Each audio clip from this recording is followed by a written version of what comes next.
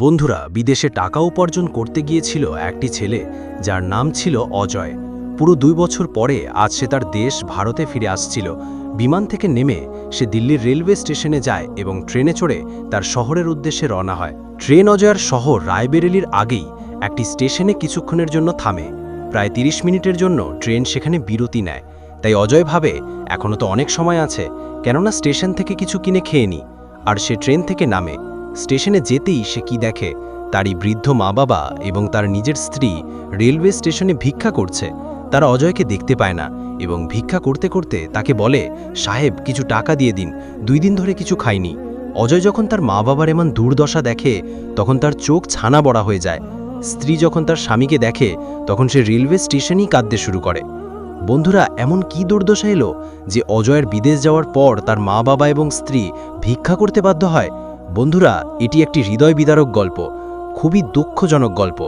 একবার একটু সময় বের করে এই গল্পটি অবশ্যই শুনুন, কারণ কোথাও যেন ভবিষ্যতে আপনার সঙ্গে এমন না হয়ে যায়। বন্ধুরা, এই গল্প শুনলে আপনারা বলবেন বাস্তবে এমন হওয়া উচিত ছিল না। বন্ধুরা, এটি উত্তরপ্রদেশের রায়বেরেলির একটি সত্য ঘটনা। অজয় একটি মোটামুটি ভালো পরিবারের ছিল। তারা 2 ভাই ছিল, একজন অজয় আর অন্যজন যোগেশ। দুজনেরই বিয়ে হয়ে যায়। কিন্তু বন্ধুরা, অজয়ের ভাবি ছিল একটু তীক্ষ্ণ স্বভাবের। যোগেশের বিয়ে আগেই হয়, কারণ সে বাড়িতে বড় ছিল। তার স্ত্রী বাড়িতে আসে, যে আগে থেকেই কঠোর মেজাজের ছিল। বন্ধুরা, এটি একটি খুবই রোমাঞ্চকর গল্প, শুধু শুনতে থাকুন, কারণ ভাবির ফাঁদে পড়ে দেবর সবকিছু ভুলে যায়। যতক্ষণ পর্যন্ত অজয়ের বিয়ে হয়নি ততক্ষণ তার ভাবি তাকে তার মিষ্টি কথার জালে এমনভাবে ফাঁসিয়েছিল যে সে যা বলতো তা করতে অজয় রাজি হয়ে যেত। বন্ধুরা, এর ফলেই এমন হলো যে অজয়েরও বিয়ে হয়ে যায়। অজয়ের স্ত্রীর নাম ছিল জ্যোতি। নামের মতোই তার স্বভাবও ছিল। জ্যোতি খুবই গরিব কিন্তু সৎ পরিবারের মেয়ে ছিল। জ্যোতি তার শ্বশুর বাড়িতে আসে, কিন্তু সে কখনোই স্বামীর সুখ জানতে পারেনি।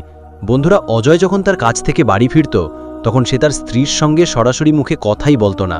স্ত্রীকে 10 দিন হয়ে যেত, কিন্তু অজয় তার সঙ্গে কোনো ভালোবাসার কথা বলতো না।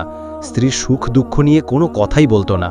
যদি জ্যোতি তার সঙ্গে কথা বলার চেষ্টা করত বা তার ওপর নিজের অধিকার জাহির করার চেষ্টা করত, তারে অজয় তাকে ধমক দিত, তাকে তিরস্কার করত। কারণ অজয় ইতিমধ্যেই তার ভাবির ফাঁদে বড়ভাবে ফেসে গিয়েছিল। ভাবি যেমন বলতো সে তেমনই করত।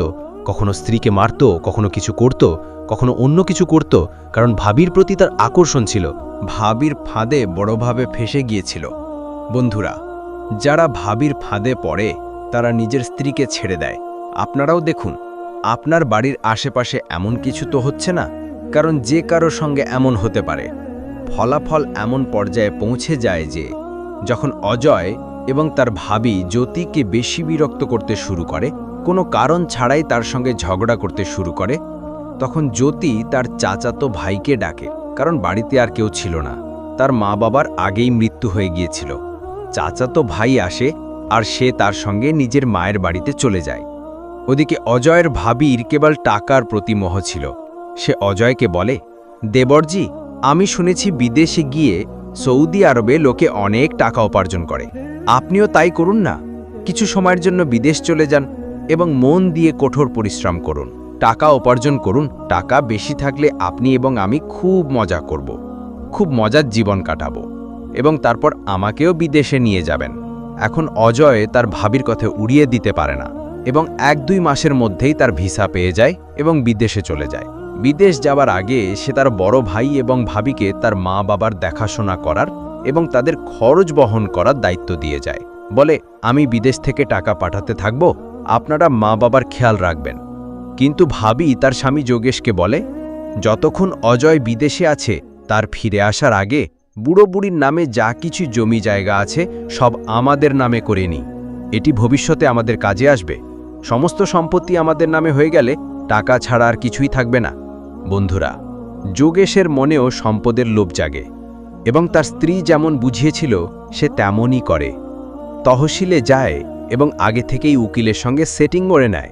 তার বৃদ্ধ মা বাবাকে তহসিলে নিয়ে যায়, বলে যে সরকারি প্রকল্প এসেছে, বুড়ো বয়সে আপনাদের পেনশন পাওয়া যাবে।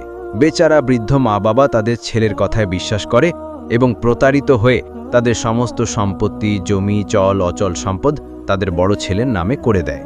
আর এটি করিয়েছিল কেবল অজয়ের ভাবি, যে সম্পদের লোভে তার স্বামীকে উৎসাহিত করেছিল।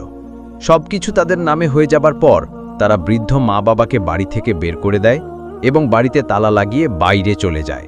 এখন যখন বৃদ্ধ মা বাবার নামে কিছুই রইল না, তখন তাদের কাছে টাকাও ছিল না, কোনো উপায়ও ছিল না।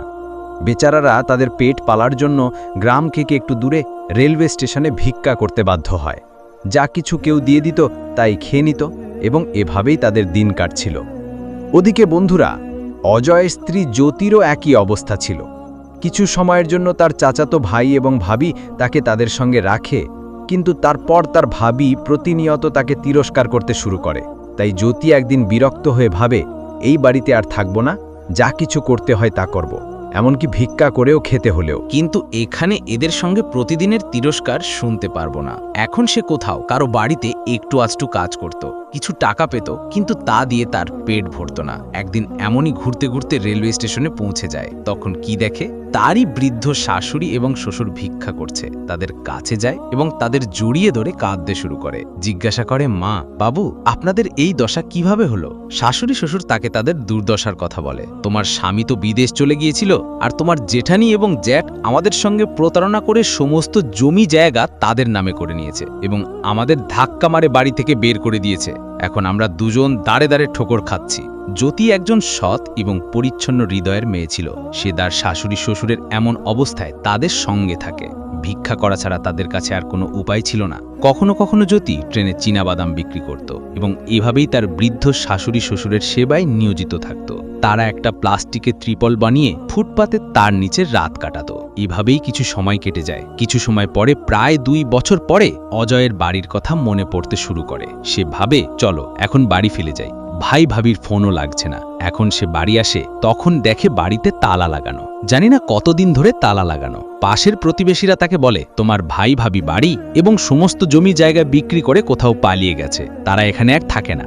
কোথায় গেছে জানি না। আর তোমার মা বাবাকে তোমার ভাবি ধাক্কা মেরে বাড়ি থেকে বের করে দিয়েছিল। তাদের আমরা নিজের চোখে এখন রেলওয়ে স্টেশনে ভিক্ষা করতে দেখেছি। পাশের 1-2 লোক তাকে এই কথা বলে। অজয় এই কথা শুনে তার হুঁশ উড়ে যায় যে ভাবির পিছনে আমি আমার স্ত্রীকে বাড়ি ছাড়তে বাধ্য করেছিলাম, তাকে সব সময় বিরক্ত করেছিলাম, তাকে ভালোবাসা দিতে পারিনি। এখন আমি কি করব? সে তার মাথা ঠুকতে শুরু করে। এখন সে তার মা বাবাকে খুঁজতে খুঁজতে রেলওয়ে স্টেশনে পৌঁছায়। এদিক ওদিক খুঁজতে শুরু করে। তখন তার মা বাবা ভিক্ষা করছে। তাদের কাছে যায় এবং তাদের দেখে ফুট ফুট করে কাঁদতে শুরু করে। এমন সময় তার স্ত্রী জ্যোতি, যে কোথাও থেকে জল আনতে গিয়েছিল, তার শাশুড়ি শ্বশুরের সেবায় নিয়োজিত ছিল। জ্যোতি যখন তার স্বামীকে দেখে, তখন দৌড়ে গিয়ে তার স্বামীর পায়ে জড়িয়ে পড়ে। সে আজও তার স্বামী অজয়ের প্রতি ততটাই সম্মান দেখিয়েছিল যতটা সে আগে দেখাতো। কিন্তু অজয় তার ভাবির ফাঁদে পড়ে তার ভালোবাসার জালে ফেসে তার স্ত্রীকে প্রত্যাখ্যান করেছিল। কিন্তু তার স্ত্রীর আজও তার প্রতি এমন ভালোবাসা দেখে তার নিজের ভুলের জন্য অনুতপ্ত হতে শুরু করে। তার চোখ থেকে অশ্রু ঝরতে শুরু করে। এখন তারা 4 জন এক জায়গায় বসে একে অপরকে জড়িয়ে ধরে কাঁদতে শুরু করে এবং মন হালকা করে। বন্ধুরা, অজয়ের মা বাবা বলল, তোমার ভাই ভাবি আমাদের সঙ্গে খুব অন্যায় করেছে। সবকিছু তারা তাদের নামে করে নিয়েছে, তোমার অধিকারও কেড়ে নিয়েছে। কিন্তু তুমিও তখন আমাদের একটি কথাও শোনোনি। ঈশ্বরের কৃপায় আমাদের এই ছোট বউটি খুবই সৎ এবং দয়ালু। যদি সে আমাদের না পেত, তাহলে আজ আমরা কোথাও থাকতাম না এবং এইভাবেই ফুটপাতে ক্ষুধার্ত অবস্থায় মারা যেতাম। তুমি বউকে প্রত্যাখ্যান করেছিলে, কিন্তু বউ আজও তোমাকে সেই সম্মান দেয়। এমন বউ কি খুঁজলেও পাওয়া যায়? এই কথা শুনে অজয় কাঁদতে শুরু করে এবং তার স্ত্রী জ্যোতিকে বলে, আমার যে ভুল হয়েছে আমি সেজন্য খুব লজ্জিত, আমাকে মাফ করে দাও, আমি তোমাকে বুঝতে পারিনি। তখন জ্যোতি বলে, এতে আপনার কোনো দোষ নেই, ভাবি তো আপনাকে তার বশে করে রেখেছিল। এখন আপনার চোখ খুলে গেছে, এর চেয়ে ভালো আমাদের জন্য আর কিছু হতে পারে না। তখন অজয় বলে, এখন তোমাকে এই কাজ করার দরকার নেই, আমার সঙ্গে এখান থেকে চলো, আমরা পরিশ্রম করব, মজুরি করব। কারণ বন্ধুরা, তার কাছেও এখন টাকা ছিল না। যা কিছু টাকা ছিল সবই সে তার ভাবির অ্যাকাউন্টে জমা করে রেখেছিল। অজয় তার স্ত্রী এবং মা বাবাকে নিয়ে অন্য শহরে চলে যায় এবং একটি সবজি মন্ডির কাছে ছোট্ট একটি ঘর ভাড়া নেয়। সেখানে মন্ডিতে আড়তের কাছে মাল লোড আনলোডের কাজ শুরু করে। তা থেকে যা দিনে উপার্জন করত তা দিয়ে বাড়ির খরচ চালাত। কারণ 4 জনের খরচ বহন করা একজন মজুরের জন্য নিজেই একটি বড় চ্যালেঞ্জ। ধীরে ধীরে এভাবেই চলতে থাকে। একদিন তার স্ত্রী বলে, আপনি আমাকে একটি সবজির দোকান খুলিয়ে দিন, আমি সবজি বিক্রি করব। আপনি কাজ করতে থাকুন, আমাদের টাকার আরও একটু সহায়তা হবে। মা বাবা বাড়িতেই থাকবেন, তারা বুড়ো বয়স্ক, তারা এখন আর কি করতে পারেন? এই কথায় অজয়ের বাবাও সম্মতি জানিয়ে বলেন, বেটা বউ ঠিকই বলছে, আমরাও দোকানে বসবো। ধীরে ধীরে আমাদের সবজির ব্যবসা চলতে শুরু করবে। অজয় বাজারে একটি ভালো জায়গা দেখে সবজির দোকান খুলিয়ে দেয়। ও দেখে তার স্বামী মন্ডিতে মাল লোড আনলোডের কাজ করে এবং তার দোকানের জন্য সুলভ মূল্যে সবজি কিনে আনত। ভালো বিক্রি হতো, টাকা জমতে শুরু করে। ধীরে ধীরে টাকা জমে যায়। তারা ভাড়ার বাড়িতে থাকত, বাড়িওয়ালার ভাড়াও দিত এবং একটি ছোট 100 গজের প্লটও কিনে নেয়। কেনার পর ধীরে ধীরে আরও কিছু টাকা জমায় এবং খুব পরিশ্রম ও নিষ্ঠার সঙ্গে উপার্জন করে এবং বাড়িও তৈরি করে। মন্ডিতে অনেক দিন ধরে কাজ করার ফলে অজয় সেখানকার লেনদেন ভালোভাবে বুঝে গিয়েছিল। সে তার নিজের একটি আড়ত খোলে এবং তাদের ভালো ব্যবসা শুরু হয়। এত ভালো তাদের ব্যবসা চলে যে তারা অনেক প্লট কিনে নেয়। যতটা সম্পত্তি তার ভাই হাতিয়ে নিয়েছিল তার দ্বিগুণ সম্পত্তি তারা কিনে নেয়। ওদিকে বন্ধুরা, যোগেশ এবং তার স্ত্রী সম্পত্তি হাতিয়ে তার শ্বশুরবাড়ি চলে গিয়েছিল। যোগেশের শ্বশুরবাড়ির লোকেরা তার খুব সেবা করেছিল, কিন্তু যখন টাকা শেষ হয়ে গেল তখন তাদের লাথি মেরে বাড়ি থেকে বের করে দেয়। বলে, যে নিজের সহোদর ভাইয়ের হতে পারল না, সে আমাদের কি হবে? বলে না বন্ধুরা, যেমন করবে তেমনই ফল পাবে। আর তাই হলো, তাদেরও ধাক্কা মেরে বাড়ি থেকে বের করে দেওয়া হলো। তারা দাঁড়ি দাঁড়ে ঠোকর খেতে বাধ্য হলো। এক একটি টাকার জন্য তৃষ্ণার্থ ছিল। দুই দিন খাবারও পেত না। জলপান করে তাদের ক্ষুধা মেটাত।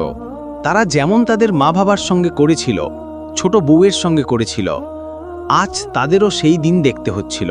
কিন্তু একদিন হঠাৎ ঘুরতে ঘুরতে তারা কোনো মতে সেই সবজি মন্ডিতে এসে পড়ে। যোগেশ এবং তার স্ত্রী যখন অজয়কে আড়তে বসে থাকতে দেখে, অনেক লোক তার অধীনে কাজ করছে, এই দৃশ্য দেখে তাদের চোখ ছানা বড়া হয়ে যায়। তারপর তারা দুজন অজয়ের কাছে যায়। মা বাবাও সেখানে বসেছিল।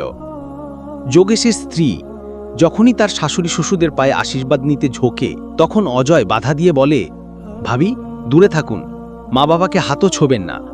আপনারা এদের সঙ্গে কি করেছিলেন? শুধু টাকার লোভে আপনারা এদের বাড়ি থেকে বেঘর করেছিলেন। আপনি আমাকে আমার লক্ষ্মী স্বরূপা স্ত্রী থেকে দূরে করিয়েছিলেন। আপনারা আমার জমি জায়গা হাতিয়ে নিয়েছিলেন। এখন এখানে কি করতে এসেছেন? যেখানে ইচ্ছে চলে যান, আপনাদের সঙ্গে আমাদের কোনো সম্পর্ক নেই। কিন্তু তাদের খারাপ অবস্থা দেখে তার শাশুড়ি শ্বশুর বলে, বেটা অজয়, এদের ভুল হয়েছে। আগে তোমারও ভুল হয়েছিল, এদেরও হয়েছে। শেষ পর্যন্ত এ তো তোমারই ভাই। যা হওয়ার তা হয়ে গেছে, এখন এদের মাফ করে দাও। এতে অজয়ের স্ত্রী জ্যোতিও বলে, হ্যাঁ মা বাবু ঠিকই বলছেন, এ যেমনই হোক আমাদের পরিবারেরই অংশ। আর যদি ভাই ভাবি অন্য কোথাও কাজ করতে যায়, তাহলে আমাদের সম্মানও মাটিতে মিশে যাবে। আপনি এদের ও কোনো ছোটমোটো ব্যবসা শুরু করে দিন। আমাদের সঙ্গীরা যা করেছে তার ফল এরা ইতিমধ্যে ভোগ করেছে।